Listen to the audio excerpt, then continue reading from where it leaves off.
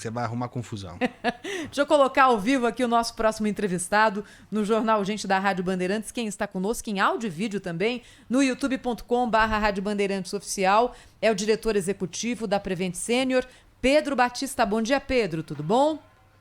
Tudo bem, Thaís? Bom dia, Agostinho. Como vocês estão? Tem cara de Bom dia a todos os palmeirense, hein? ouvintes. Ah, é? Porque palmeirense Não tem sei. cara? Deixa eu ver.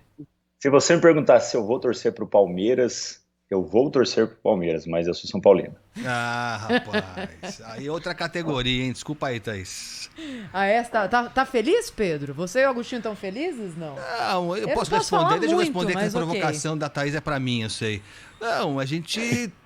Bom, primeiro que é o seguinte, né, Pedro? O pessoal fala, mas ninguém tem tanta Libertadores e Mundial como a gente. E não vai ter, né? Mesmo que aconteça o que acontecer esse final de semana, não vai ter. Então, estamos tranquilos. Estamos vivendo das glórias do passado ainda, Thaís. Bem, deixa eu colocar em pauta aqui em breve retornaremos aí às glórias. Aham, tá bom.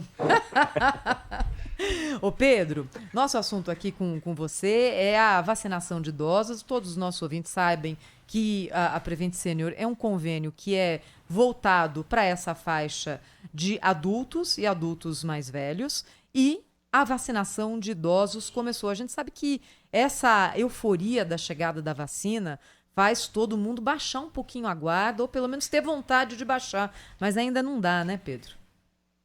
Exatamente, Thaís. Existe aí um furor por sair de casa, por voltar às atividades normais, a poder ir no supermercado sem preocupação, mas existe aí uma série de novos fatores que a gente precisa estar muito atento. Alguns países, inclusive, como o próprio Japão, que já havia uma cultura aí de proteção, de uso de máscara, de uso de uma série de medidas para se proteger, e a partir de agora o Japão, inclusive, já colocou que o uso de máscara é preponderante e necessário durante agora todo o período de presença em locais que haja aglomeração de pessoas. No Brasil não vai ser diferente, na Colômbia não vai ser diferente, em nenhum outro país do mundo vai ser diferente, justamente porque as pessoas elas vão passar a ter a necessidade de se cuidar com mais cautela. A gente está passando agora, provavelmente, por um período que ele vai ser de uma sequência de pandemias. Então, a gente vive uma pandemia que ela vem em ondas, ela faz um acometimento importante da população rápida. Uma situação que foi até interessante, Thaís, que é importante frisar, ela não causou, aqui dentro da Prevent, por exemplo, nós temos hoje mais de 500 mil de vidas cuidadas, então a gente tem uma parcela importante da população idosa da cidade de São Paulo. E isso passa a ter uma realidade muito grande em relação ao que a gente pode enxergar do que realmente aconteceu com essa pandemia. E se eu for olhar os números absolutos de óbitos, por exemplo, entre 2019 e 2020, não houve aumento dos números relativos e absolutos. Olha que situação mais interessante. Então, no meio de uma pandemia, não houve aumento significativo dos óbitos? Não.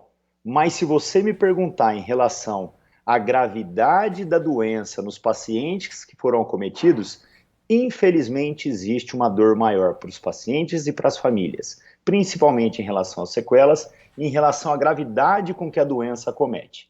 Ô Pedro, então, na hora que... Pois não, Desculpa, não, é só pela oportunidade, porque eu estava comentando com a Thaís aqui antes da entrevista, a gente lembra, no início da pandemia, parece estar tão longe, né?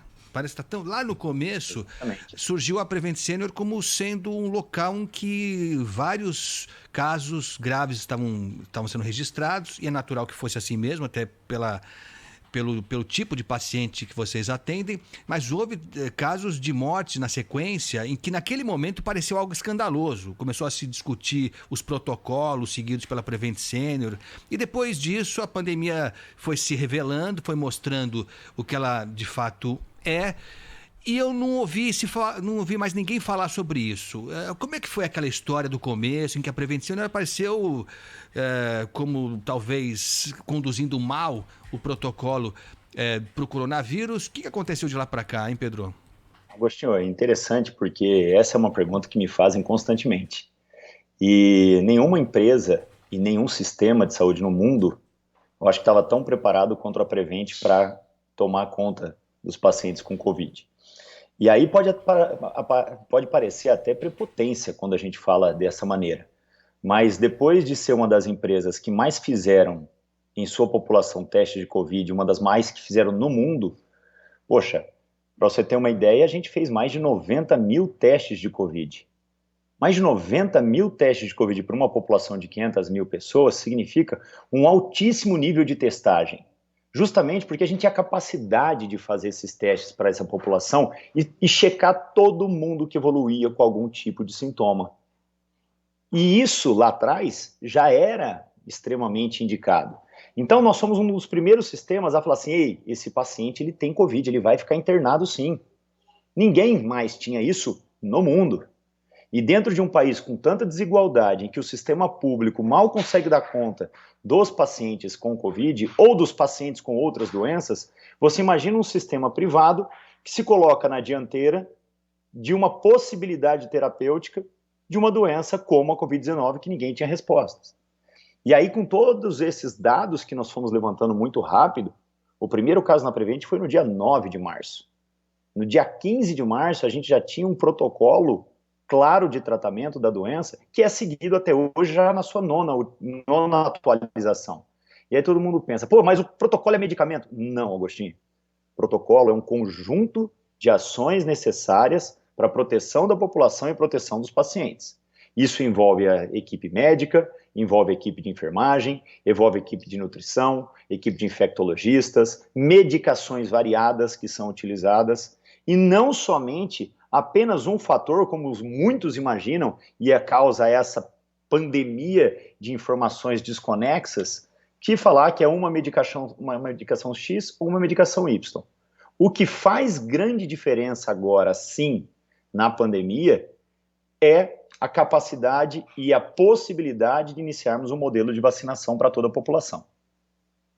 Agora, Pedro, qual é a leitura que vocês fazem dentro de um convênio que atende essa faixa etária que é mais vulnerável à Covid-19 para esse fato que você nos relatava de que não houve um aumento no número absoluto de mortes dos conveniados da Prevent Senior?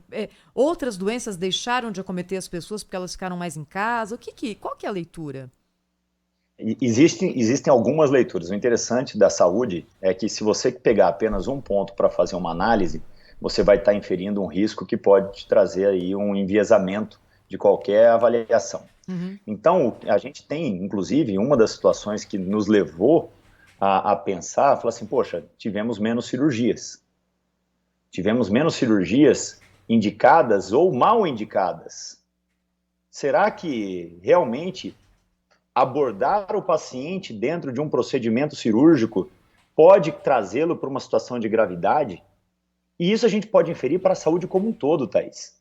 Porque, pera lá, se durante um período de pandemia que alguns procedimentos foram reduzidos, a gente também teve redução de óbito de outros procedimentos, porque, claro, tiveram os acometimentos por Covid que acabaram nivelando as mortes dentro do nível que a gente conhecia de 2019. Então, leva a gente a inferir uma série de proposições que a gente vai precisar publicar posteriormente aí uma sequência de trabalhos, e seria fundamental que os serviços públicos também fizessem isso, para a gente entender, poxa, será que hoje em dia a medicina, quando ela invade o paciente, ela está sendo mais lesiva do que resolutiva? Isso é importante, hein? Então, exatamente, entendeu? Olha que situação que a pandemia traz para a gente. Então, são diversos fatores que precisam ser pesados e pontuados para que, a partir daqui, a gente entenda qual é realmente a função da medicina na vida do ser humano. Ela é invadir o ser humano a qualquer preço, a qualquer custo, ou ela é proteger o ser humano e tirar um pouco dessa mercadologia em que a medicina foi inserida, a ponto de você fazer procedimentos desnecessários simplesmente porque você tem que bancar algum serviço que possa estar precisando de dinheiro. Vamos colocar assim nos termos mais adequados. Nós estamos conversando com o Pedro Batista, que é diretor executivo da Prevent Senior. Você falou que, até surpreendentemente, uma surpresa positiva, o número de mortos nesse período não explodiu. Muito pelo contrário, se manteve nos padrões de sempre. Agora você citou sequelas, né, Pedro? As sequelas parece que são uma preocupação grande também, né? Exatamente. A gente está falando de uma doença que ela acomete demais naquele período de 10 a 14 dias, todo o padrão de imunidade, o padrão de fragilidade dos pacientes. E principalmente os pacientes idosos, eles perdem massa muscular. Os que acabam evoluindo com acometimentos de mais de 30%, 40% do pulmão, ficam com sequelas também respiratórias. Tá? Alguns, depois de 6 meses, apresentam melhoria dessa sequela respiratória. Mas quem evoluiu com sequelas aí e tiveram acometimentos acima de 40% do pulmão, muitos deles ainda estão na dependência de fisioterapia respiratória e principalmente o uso de oxigênio domiciliar. Então, existem fatores que são extremamente importantes, e é por isso a necessidade de proteção da população, o uso de máscara, as medidas de higiene, as cautelas com familiares que eventualmente precisam estar diante de aglomerações e voltam para casa dessas pessoas mais frágeis e precisam tomar toda a cautela possível. Por quê? Na evolução da doença, e olha que interessante, né, Agostinho? Se você for avaliar, a gente tem aí cerca de, se não me engano, a última atualização estava em 7 milhões de curados no Brasil. Poxa, mas a gente está falando de uma população de 200 milhões de habitantes, de mais de 200 milhões de habitantes. Pô, a gente está falando que nem 10% da população foi contaminada ainda. Então, é uma doença que, apesar dela agredir extremamente, de uma maneira intensa, o sistema de saúde, ela não contaminou uma parcela da população significativa ainda, a ponto da gente falar, pô, já estamos dentro de um nível de tranquilidade no país. Não. Por isso que a vacinação chega num momento tão importante para acalmar emocionalmente todo mundo que está aí já num nível de estresse, que ninguém aguenta mais ficar dentro de casa e todo mundo quer sair sem segurança. E Pedro, estava lembrando, você falar sobre essa questão da quantidade de pessoas que foram atingidas pela Covid. Aliás, teve o inquérito sorológico de São Paulo, que foi divulgado agora, indica que quase 30% dos moradores de São Paulo já tiveram contato com o Covid-19, com a proporção agora de jovens aumentando muito. A primeira faixa atingida não foi essa, mas hoje, jovens a partir de 18 anos têm o maior crescimento. Mas eu estava lembrando de Manaus, não é? Quando, em algum momento, inclusive epidemiologistas disseram que a cidade estava chegando perto da tal da imunidade de rebanho, com quase todas as pessoas ali tendo contato com o vírus, ou uma quantidade tão grande que faria com que a disseminação do vírus tendesse a declinar até se aproximar ali de um patamar muito baixo. E não foi isso que aconteceu, não é? Isso não era uma realidade. Alguma coisa não estava correta nessa análise, ou o tal vírus de Manaus é diferente. Na Prevent Senior já foi detectada a presença dessa variante, Pedro? A gente tem um estudo que foi feito agora recentemente, e deve ser publicado nos próximos dias, junto com a Unifesp, junto com a USP, junto com o setor de genética da doutora Maiana Zatz, do doutor Michel Navlavsky, que é justamente um estudo que nós analisamos os pacientes acima de 95 anos sobreviventes da Covid e os pacientes abaixo de 40 anos que morreram de Covid. E foi feita uma análise genética justamente para a gente tentar entender. Algumas situações nos levam a crer, Thaís, que essa variante genética de Manaus não é uma variante genética de Manaus, e sim do Brasil. Tá? Então, na hora que tem-se essa observação que você colocou, poxa, será que a população de Manaus ela já estava segura e dessa maneira ela já teria atingido sua imunidade de rebanho, de acordo com alguns especialistas? E na sequência vem uma onda tão grave quanto a primeira e faz aquela situação pavorosa que a gente viu, a ponto de acabarem aí as reservas de oxigênio. Poxa, então peraí, então não adianta a gente querer ficar fazendo muita avenção o que pode ou não pode acontecer e seguir as práticas básicas. Seguindo as práticas básicas, a gente consegue analisar que, sim, existem variantes da doença que elas vão continuar existindo, então pode ser que a gente já tenha, inclusive, uma nova cepa no país. Poxa, mas pode ser isso? Claro que pode ser. Quando você tem mais dispersão do vírus na população, você tem mais capacidade de replicação e mais capacidade de mutação desse vírus. Então, a gente fica às vezes pensando, poxa, agora tem uma nova cepa, não tem uma nova cepa. Independente da cepa, o modelo de transmissão continua sendo o mesmo. E os modelos de proteção continuam sendo o mesmo. se em Manaus ou em qualquer outro lugar do país tivessem sido seguidos a todo momento os modelos de orientação, precaução e contenção da população, provavelmente a gente não teria visto a cena grave e triste que foi lá. Ô Pedro, a gente começou a conversa, Thaís, falando sobre essa euforia que é natural, não só entre os idosos, mas em relação a todas as pessoas que são picadinhas lá pela vacina, mas que não dá para ter essa euforia, né? Não dá para ter essa euforia, até porque tem a segunda dose ainda, tem as variantes, tem um monte de coisa que vai acontecer ainda. E a gente vai ter que conviver com elas e aprender com a bola rolando. O que você vislumbra para um futuro a médio prazo? Porque se fala que a gente pode tirar dessa tragédia toda alguns aprendizados, e tem que ser assim mesmo, né? Então, as pessoas andando pelas ruas com máscara, que em outras nações já é mais comum. Que tipo de mudança você imagina que a gente vai ter que sofrer a partir dessa experiência tão terrível? Como eu te disse, a gente tem aqui uma capacidade de simplesmente avaliar um volume de dados muito grande, e isso sempre traz clareza para qualquer fator que você analise. A primeira coisa que a gente fez, na hora que ficou confirmada aí a vacinação da população mais idosa, foi justamente preparar um modelo que pudesse seguir esses pacientes e justamente para a gente ter uma noção de como seria essa evolução. Então a gente preparou, a partir da segunda-feira, todos os pacientes da Prevent Senior vão poder acessar e se credenciar dentro de um sistema que vai acompanhá-los após a vacinação. Olha como é importante uma medida dessa, a partir do momento que a pessoa se vacina, e você sabe exatamente como ela vai evoluir, o que ela vai desenvolver ou não de imunidade, de capacidade de resistência, alguma situação que ela possa ter reação vacinal, que são geralmente o que a gente observou até agora, são mínimas, como alguma vermelhidão no local da aplicação, uma cefaleia leve, são muito frustros os mecanismos aí de reação vacinal, tá? Então são muito leves. E aí, a partir daí, a gente começa a entender qual é realmente a segurança que eu, você, a Thaís e toda a população vai ter para a gente poder sair na rua sem máscara daqui a alguns meses. A gente vai poder ir no supermercado mais tranquilo. A gente vai poder abster aí de ter que ficar com o álcool gel o tempo todo na mão, tá?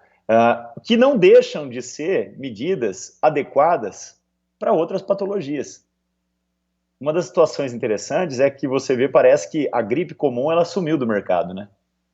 Parece que ninguém mais pegou gripe comum durante o período de pandemia. Basicamente porque as medidas para controle da gripe comum são as mesmas efetivas para o controle e segurança do Covid-19, que é justamente evitar aglomerações, a higiene das mãos, o uso da máscara. Poxa, então são medidas que elas trazem para a gente segurança? São chatas, mas trazem segurança. E gripe comum, que a gente tá com saudade de gripe comum, né, Thaís? Que saudade da gripe comum. Mas para a faixa etária maior, para os mais idosos, uma gripe comum pode provocar danos graves, né, Pedro? Exatamente, exatamente. A gente está falando de aí um dos maiores índices de óbito por pneumonia nos últimos anos foi justamente o contágio por H1N1. Então, as outras patologias, elas não deixaram de acontecer.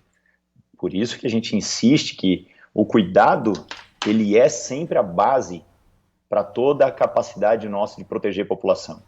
A gente fez diversas imersões aí com os nossos beneficiários para tentar contê-los na característica do cuidado. E a gente está sendo incisivo e insistente nessa situação justamente porque não existe outra melhor capacidade de proteção da população que seja o cuidado pessoal. Seja o cuidado pessoal com a utilização de EPI, seja o cuidado pessoal ficando longe de aglomerações, seja o cuidado pessoal podendo tomar a vacina a partir do momento que for indicado a sua faixa etária. Então, assim, é insistência mesmo para a população para se proteger. Porque o que a gente viu em Manaus, Thaís, foi descabidamente um exagero da população em se expor. A população não teria se contaminado se não tivesse se exposto. E, sinceramente, se acontecesse algo como aquele modelo na cidade de São Paulo ou na cidade do Rio de Janeiro, seria catastrófico. Poxa, claro que a gente tem muito mais hospitais na cidade de São Paulo, na cidade do Rio de Janeiro, com capacidade de, se precisar, em emergências, hospitais privados atenderem o setor público, isso é clássico. Mas mesmo assim, seria algo que seria totalmente devastador para as comunidades de São Paulo e Rio de Janeiro, por exemplo. Aliás, Pedro, deixa eu te perguntar uma coisa. O índice de ocupação de hospital é o principal ali, né, do centro de contingência, na hora de decidir se a fase é vermelha, amarela, laranja. Como é que está a ocupação de alas de Covid nos hospitais da Prevent Senior? Essa é uma pergunta que ela é interessante. Nós trabalhamos com um sistema aqui em São Paulo que ele é verticalizado. Por ser um sistema verticalizado, eu sempre construo hospitais e coloco os leitos dentro do limite que geralmente a operadora necessita. Então, se você perguntar para mim qual que é a taxa de ocupação média, a taxa de ocupação média, para justamente a operadora não ter prejuízo e a gente ter leitos necessários para todas as patologias serem tratadas, gira em torno de 85% a 90% de ocupação. Tá? E sempre foi essa ocupação. É a mesma coisa que você chegar hoje para um hospital público e falar qual que é a sua taxa de ocupação. É até vergonhoso fazer uma pergunta dessa para um hospital público, para um gestor de um hospital público, porque o hospital público sempre teve sua taxa de ocupação acima de 90%. Então, a referência que precisa ser analisada dentro de cada setor, justamente porque às vezes a gente quer criar um caos ou criar uma situação que pode ser assim errada de pensamento, porque o modelo referencial ele não foi adequadamente utilizado.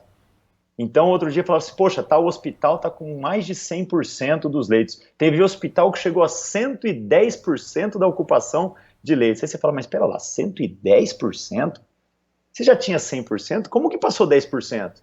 Simplesmente porque aquele hospital ele tinha 10 leitos reservados para Covid, e aí precisou utilizar mais um leito, então estava com 11 leitos, então ele colocou que ele estava com 110% dos leitos ocupados para Covid.